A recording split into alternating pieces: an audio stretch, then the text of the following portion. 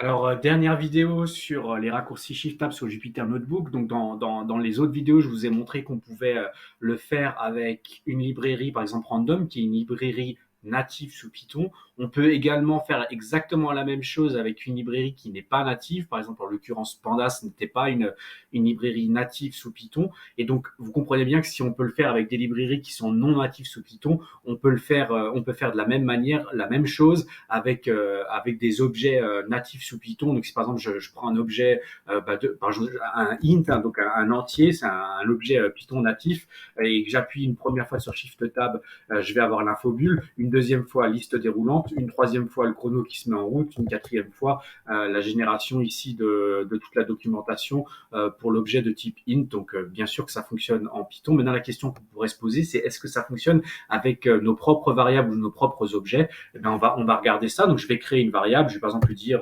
ma variable qui est super longue. Voilà, je vais lui dire ici qu'elle vaut 800. Donc, ça sera cette variable, en fait, ça correspondra à un nombre entier de 800.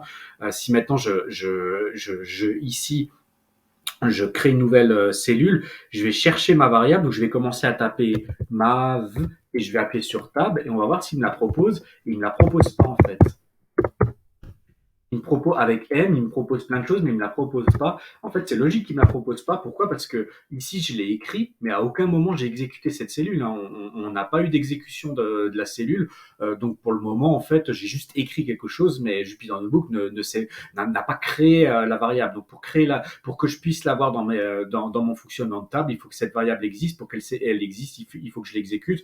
Donc, je vais revenir sur cette cellule ici et je vais faire Shift Entrée. Cette fois-ci, il me l'a bien exécuté. Et maintenant, si je tape M et j'appuie sur Tab, il va me la proposer ici. Donc c'est bien ce que je vous disais, il va pas proposer forcément que des méthodes ou que des librairies, il va même proposer vos propres variables. Et donc si je commence à taper ma variable super longue, et ben l'idée c'était justement de pas avoir besoin de la taper. Donc je commence à taper ma va et voilà, j'appuie sur Tab une fois, il me continue à me le faire. Et un truc qui peut être sympa aussi, c'est avec l'histoire des Shift Tab. Donc imaginons que maintenant je suis sur un Jupyter Notebook, j'ai créé cette variable pour une raison X ou Y, le nom de ma variable était extrêmement long, mais bon là je l'ai fait exprès pour l'exemple.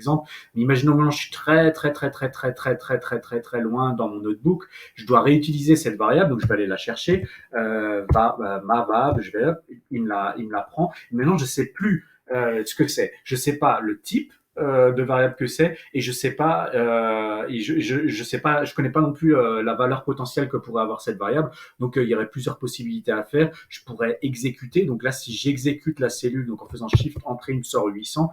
Donc j'ai compris en fait que cette variable c'est en fait un nombre entier 800. Sinon, une autre chose que j'aurais pu faire, c'est utiliser une fonction native sous Python qui est type pour voir le type de ma variable. Donc je tape type entre parenthèses, je mets le nom de ma variable. Donc là, j'aurais pu, je vais le refaire, hein, mais j'aurais pu juste commencer à taper ma, va, et ensuite appuyer une fois sur tab. Je ferme la parenthèse, shift entrée pour exécuter, et il me dit que c'est un type int. Un type int, c'est un objet natif sur Python et un nombre entier. Mais en fait, il y avait mieux à faire. C'est en fait, je vais nouveau appeler ma variable. Voilà. Et maintenant que je l'ai, et ben, ce que je vais faire, c'est que je vais faire Shift Tab, tout simplement, comme je l'ai fait avec toutes les autres options que j'ai montrées plus haut et dans les autres vidéos. Donc, je fais Shift Tab. Et ben, qu'est-ce qu'il me dit? Il me dit que c'est un type int et il me dit que la valeur est de 800. Et il me dit int, qu'est-ce que c'est? C'est un integer et en anglais, ça veut dire un nombre entier. Voilà. Donc, j'aurais pu faire Shift Tab sur. Donc, c'était juste pour vous montrer que je peux faire les raccourcis Tab et Shift Tab. Je peux les faire sur mes propres variables, sur mes propres objets, sur des librairies externes à Python, sous du Python, vous pouvez le faire sur n'importe quoi et c'est hyper pratique.